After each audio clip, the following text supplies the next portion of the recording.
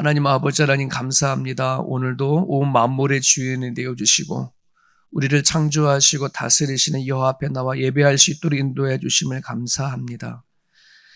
우리에게 호흡을 하나님 허락하여 주시옵시고 하나님 주께서 살아가는 삶의 목적을 알게 하셔서 이 땅에 태어나 왜 사는지를 알 수 있도록 인도해 주심을 감사합니다. 아버지 온 식구들이 모여져서 하나님 앞에 예배하는 주일이 다가옵니다. 사모할 수 있도록 도와주시고 그 예배를 통하여 하나님을 인격적으로 만날 수 있도록 주께서 붙잡아 주옵소서.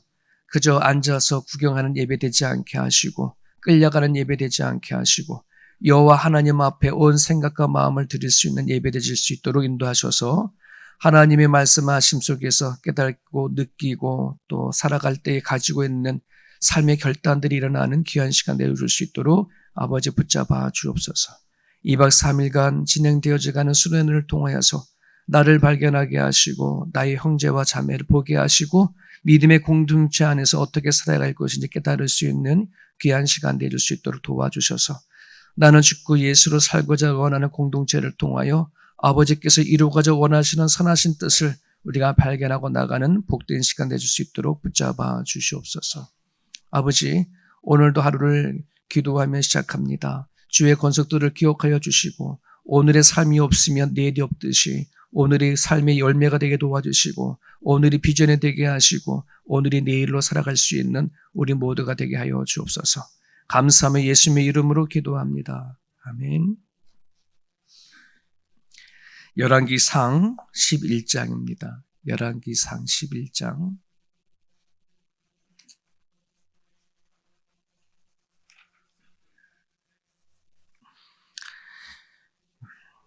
매일 성경 본문입니다. 열왕기상 11장 1절에서 13절까지 솔로몬의 우상 숭배라고 되어져 있습니다. 열왕기상 11장 1절부터 13절까지 우리 같이 한 목소리로 읽습니다. 솔로몬 왕이 바로의 딸 외에 이방의 많은 여인을 사랑하였으니 곧 모압과 암몬과 에돔과 시돈과 헷 여인이라. 여호와께서 일찍이 이 여러 백성에 대하여 이스라엘 자손에게 말씀하시기를 너희는 그들과 서로 통혼하지 말며 그들도 너희와 서로 통혼하게 하지 말라. 그들이 반드시 너희의 마음을 돌려 그들의 신들을 따르게 하리라 하셨으나 솔로몬이 그들을 사랑하였더라. 왕은 후궁이 700명이요 첩이 300명이라. 그의 여인들이 왕의 마음을 돌아서게 하였더라. 솔로몬의 나이가 많을 때에 그의 여인들이 그의 마음을 돌려 다른 신들을 따르게 하였으므로 왕의 마음이 그의 아버지 다윗의 마음과 같이 아니하여 그의 하나님 여호와 앞에 온전하지 못하였으니 이는 시돈 사람의 여이신 아스타롯을 따르고 암몬 사람의 가증한 밀곰을 따름이라. 솔로몬이 여호와의 눈앞에서 악을 행하여 그의 아버지 다윗이 여호와를 온전히 따름같이 따르지 아니하고 모압의 가증한 그무스를 위하여 예루살렘 앞 산에 산당을 지었고 또 암몬 자손의 가증한 몰록을 위하여 그와 같이 하였으며 그가 또 그의 이방 여인들을 위하여 다 그와 같이 한지라. 그들이 자기의 신들에게 분향하며 제사하였더라. 솔로몬이 마음을 돌려 이스라엘의 하나님 여호와를 떠나므로 여호와께서 그에게 진노하시니라. 여호와께서 일찍이 2번이나 그에게 나타나시고 이 일에 대하여 명령하사 다른 신을 따르지 말라 하셨으나 그가 여호와의 명령을 지키지 않았으므로 여호와께서 솔로몬에게 말씀하시되 내게 이러한 일이 있었고 또 내가 내 언약과 내가 네게 명령한 법도를 지키지 아니하였으니 네가 반드시 이 나라를 내게서 빼앗아 내 신하에게 주리라. 그러나 내 아버지 다윗을 위하여 내 세대에는 이 일을 행하지 아니하고 내 아들의 손에서 빼앗으려니와 오직 내가 이 나라를 다 빼앗기지 아니하고 내 종 다윗과 내가 택한 예루살렘을 위하여 한 지파를 내 아들에게 주리라 하셨더라. 아멘.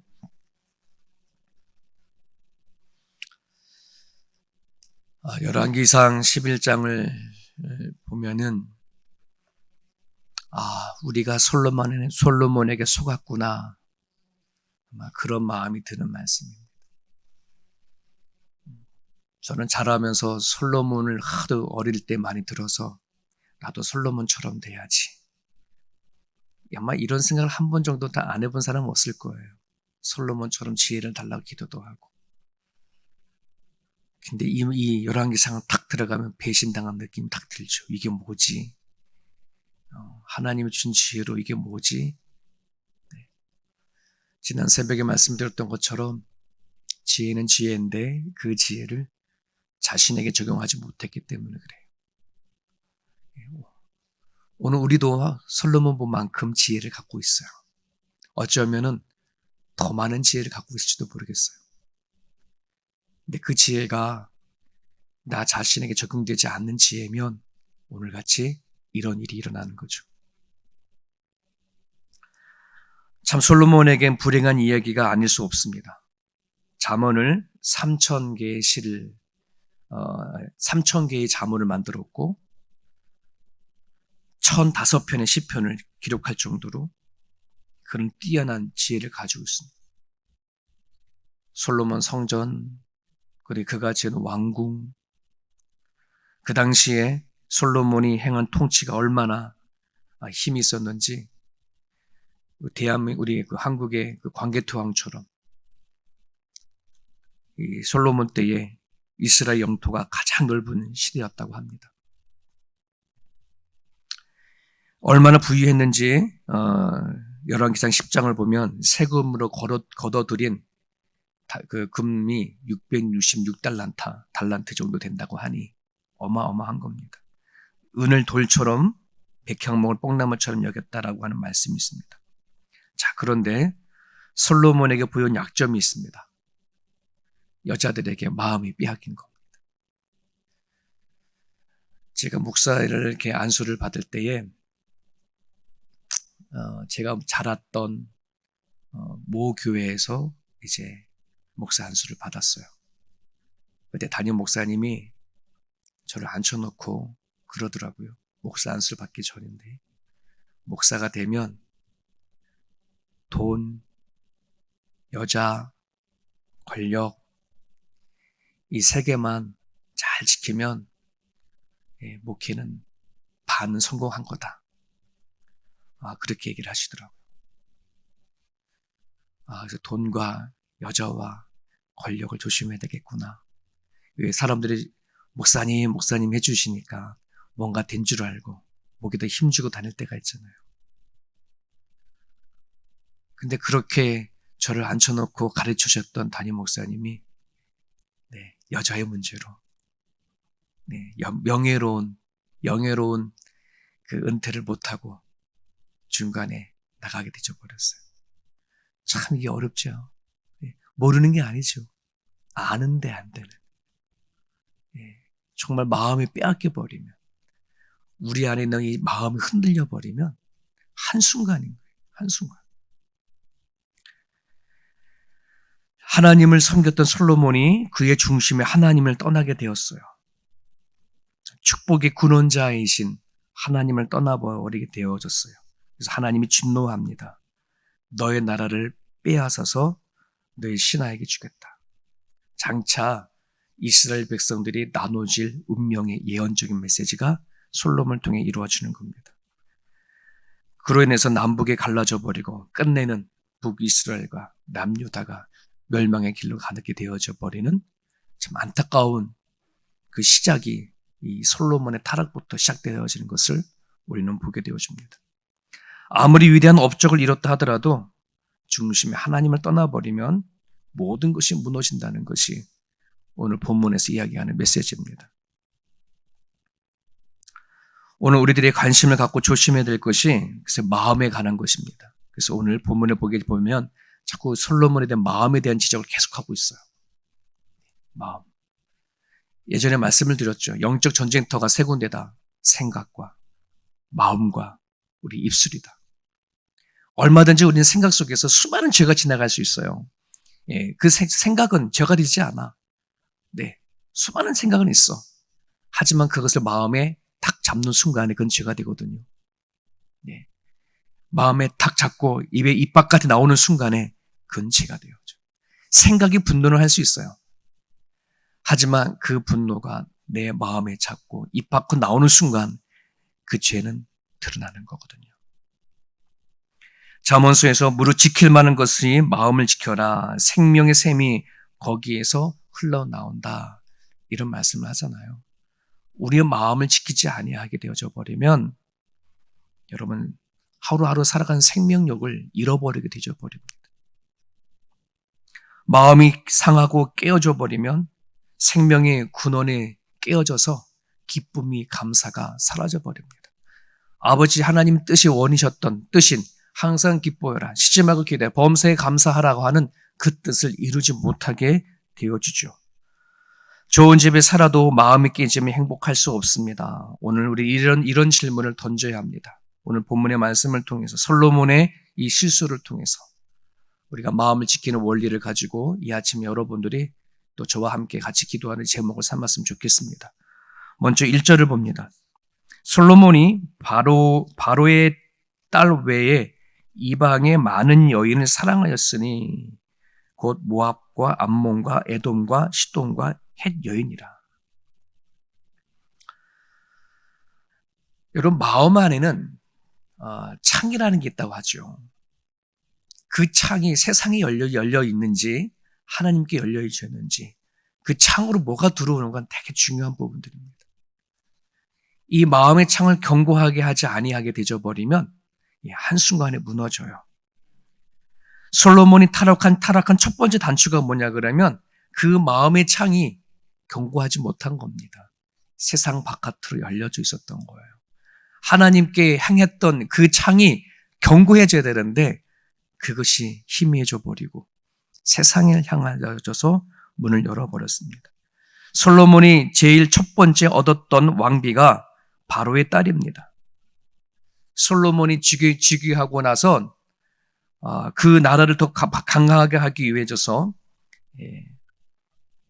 바로의 왕하고 정략적인 결혼을 하게 되어지죠. 손을 잡은 거예요. 그러면서 바로의 딸을 자기 아내로 삼았습니다. 어떻게 보면 솔로몬은 이렇게 생각했을지도 모르겠습니다. 나라를 이끌어 나가기 위해서 정치적인 또 손을 잡고 같이 세워가기 위한 하나의 방편이라고 그가 가지고 있는 지혜로 아마 그렇게 생각할지도 모르겠습니다. 하지만 그것은 자신의 마음의 안에 세상을 향하는 작은 틈에 열리기 시작한 것입니다. 그깟 여자 하나가 하나님 주신 이 나라를 어떻게 무너뜨릴 수 있을까? 아마 이렇게 생각할지도 모르겠습니다. 근데 그 작은 틈으로 뭐가 들어왔습니까? 바로의 딸을 통해서 들어온 것이 이방 종교입니다. 문화입니다. 향락적인 문화가 바로의 딸을 통해서 들어오기 시작합니다. 근데 그 여자적인 사랑을 얘기하는 겁니다. 집착을 가진 성적인 욕구를 가진 사랑이 그 사랑을 했다는 말이에요. 애굽의 한 여자를 멈추지 않고 이방인들과의 잘못된 그 사랑. 3절에 보니까 후궁이 700여, 첩이 300입니다. 1000명의 아내를 누리고 살아가는 사람이죠. 작게 시작했는데 도리어 어마어마한 일들이 벌어지는 것입니다. 여러분 마귀는 이걸 노리는 거예요. 솔로몬에게 가지고 있는 지혜, 솔로몬이 무엇을 치고 들어가야 이 솔로몬을 넘어뜨릴 수 있을까? 마귀는 기가 막히게 잘하는 것입니다. 여러분 내가 나를 잘한다고 생각하지 마십시오. 그건 교만입니다. 내가 나를 모르는 겁니다. 내가 뭘 잘하고 뭘 못하고 마귀는요 기가 막히게 잘합니다. 내가 뭐에 약점이 있고 뭐에 무너지는지 너무나도 잘합니다.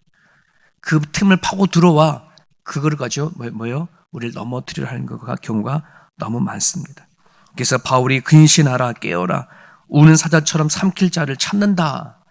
이게 마귀가 지금도 끊임없이 굶주린 사자가 음식을 찾듯이 그렇게 찾는 거예요. 마음에 빈틈이 생기지 않도록. 이게 우리의 기도 제목입니다. 하나님, 내 안에 있는 욕망들을 하나님 알고는 있지만 이것이 악한 영의 밥이 되지 않게 달라고 기도하는 것입니다. 삼손도 한 방에 무너진 거잖아요. 그 힘 있는 삼손도.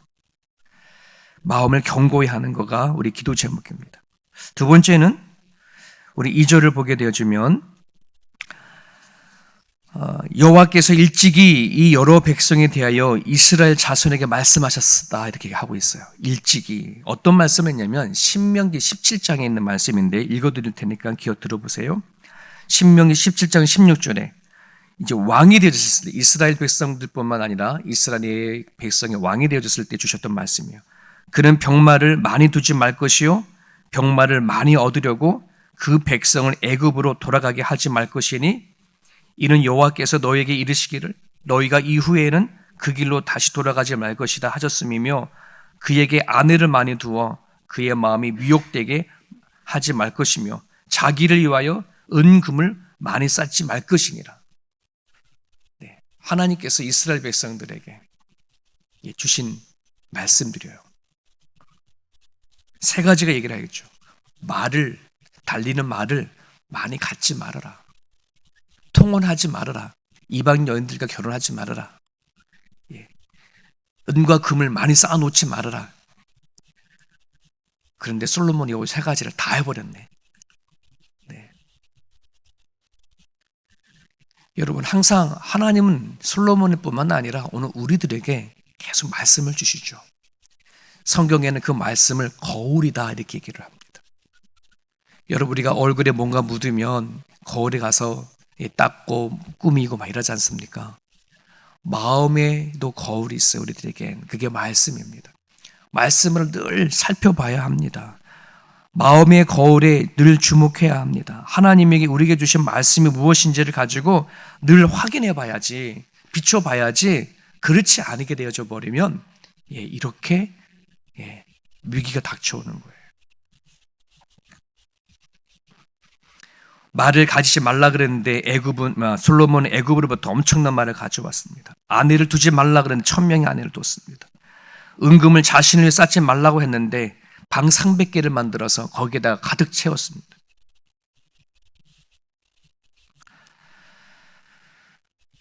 하나님의 지시를 전부 어겼습니다. 하나님의 말씀이 귀에 들어오지 않아 버리면 이게 문제입니다. 하나님의 말씀이 절대적인 진리로 와 닿지 아니하고 상대적으로 와 닿으면 이거 문제입니다. 아담과 하와가 죄를 진 이유가 하나님의 그 말씀이 절대적인 진리로 와 닿지 않았어요. 그럴까 하노라에 넘어가서 상대적인 것이 되어버렸어요. 여러분 우리가 매일같이 읽고 듣고 보는 성경은 절대적인 진리입니다. 다른 어떤 거에 대해서 양보할 수 없는 겁니다. 이 절대적인 진리가 내가 살아오면서 깨닫고 알게 된 그 어떠한 내가 진리라고 생각하는 것과 상대적인 것이 되어버리면 그때는 무너져 버리는 거예요. 내가 아무리 삶 속에 가졌던 경험을 가진 그 어떤 지식이 있고 지혜가 있다 하더라도 하나님의 진리 앞에는 다 내려놓아야 합니다. 바울처럼 십자가 외에는 난 자랑할 것이 없다. 모든 것은 다 배선물이로 여길 수 있는 그 각오를 하고 하나님 믿어야 합니다. 우리가 왜 하나님 절대적인 말씀을 갖고 있음에도 불구하고 자꾸 타협하느냐? 절대적인 것이 아니기 때문에 그래요. 세상의 거울을 비춰보면 자꾸 가치관과 삶이 흔들려 버립니다. 왜곡되어져 버립니다. 오로지 하나님 말씀의 하나의 거울만 가지고 살필 수 있는 저와 여러분의 모습이 되어줬으면 좋겠습니다. 우리가 지금 이 시대가 물질 많는 시대잖아요. 돈이면 다 되는 시대 속에 살아가잖아요. 그렇죠? 그러니 이 얼마나 아이들이 가지고 있는 가치관이 흔들어졌는지 몰라요. 한국의 고등학생들 아이들 대상으로 설문조사를 했어요. 너 만약에 2년 동안 범죄를 하고 감옥에 갔다 오면 교도소에 갔다 오면 10억을 준다 할 거냐 말 거냐? 당연히 하죠. 거의 90%가 한다는 거예요. 죄 짓는 거에 대해서 감옥에 갔다 오는 것에 대해서 돈만 주면 하겠다. 지금 시대가 그런 시대 속에 살아가. 우리는 기도해야 합니다. 내 마음에 하나님이 주신 말씀을 가지고 절대적인 가치 기준을 가지고 살아갈 수 있게 달라고 기도했으면 좋겠습니다. 여러분, 우리 마음의 중심부에 하나님을 모시는 것이 이게 세 번째 원리입니다. 내 마음을 지키는 원리, 내 마음에 하나님을 모시는 것, 내 중심에 무엇이 있느냐 하는 것이 삶의 방향을 결정하는 거죠. 우리 4절을 보게 되죠. 보면 솔로몬의 나이가 많을 때에 그의 여인들이 그의 마음을 돌려 다른 신들을 따르게 하였으므로 왕의 마음이 그의 아버지 다윗의 마음과 같이 아니하여 그의 하나님 여호와 앞에 온전하지 못하였으니라 라는 말씀이 있습니다. 솔로몬의 마음이 여호와 앞에 온전하지 못하였다. 이방의 신이 그의 마음에 들어왔기 때문에 그래요. 처음에는 바로의 딸로 시작을 해서 여러 해 곳곳에 있는 아마 정략적인 그런 결혼을 계속 했겠죠. 나라와 손을 맞잡기 위해서. 그러다 보니 여러 해 나라의 공주들과 결혼을 하게 되어졌어요. 그런데 그 여인 한 사람만 온 게 아니라 그 나라의 모든 문화, 그들이 믿는 이방신이 다 들어왔잖아요. 그래서 5절과 6절에 보면 아스다롯, 음란의 신, 제사 신이집니다. 바알과 아세라, 말굼, 이 모든 이방의 신들이 다 들어와 버렸어요. 그러니 솔로몬이 흔들려 버리는 거죠. 솔로몬은 하나님의 지혜를 가졌음에도 불구하고 그의 중심에는 하나님을 두지 못했던 것이, 하나님을 모시지 못했던 것이 결국은 그가 무너진 원인이었습니다. 여러분, 다윗이 우리아의 아내 밧세바를 범하고 나서는 그가 범죄했을 때 하나님께 이렇게 기도하죠. 주의 성신을 내게서 거두지 마소서. 이렇게 회개하고 기도합니다. 다윗이 무엇이 가장 중요한지를 알고 기도했던 부분들입니다. 왕권, 물질, 원수를 갚는 모든 것들을 다 없다 할지라도 나에게 주의 신이 거두지 마소서. 왕권을 거둬도 상관없습니다. 물질을 다 가져가도 상관이 없습니다. 나에게 원수를 둬도 상관이 없습니다. 하지만 하나님만큼은 떠나지 마소서. 이게 다윗이 회복한 가장 중심이었거든요. 오늘도 우리가 이 정신이 아니면은 살아갈 수 없어요. 모든 걸 다 잃어도 내 마음에 하나님만큼 떠나지 마십시오. 주님만큼 떠나지 마십시오. 이 고백이 저와 여러분 가운데 있기를 원합니다. 내 마음의 중심에 하나님이 임재해야 항상 하나님 임재해야 모든 것이 채워지는 것이지, 모든 것을 다 가진다 하더라도 하나님이 안 계시면 다 잃어버리는 것과 같다는 사실을 기억하셨으면 좋겠습니다. 오늘 주신 말씀을 붙잡으시고요, 이 시간 같이 기도했으면 좋겠습니다. 세 가지의 원리를 말씀을 드렸어요.